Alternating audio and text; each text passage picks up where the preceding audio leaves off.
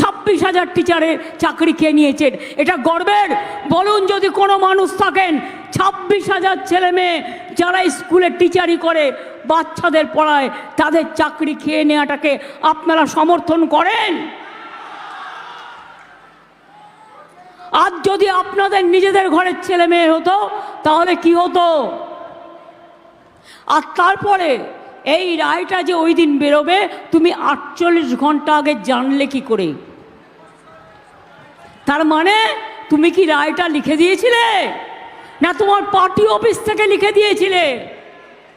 এই যে 26,000-এর চাকরি খেয়েছো, 2.5 লক্ষ পরিবার আজকে মৃত্যুর সামনে লড়াই করছে। একজনের কিছু হলে তোমার বাড়ির সামনে জানবে, এরা কিন্তু আসবে, এরা কিন্তু বিচার চাইবে, এরা কিন্তু বিচার চাইবে।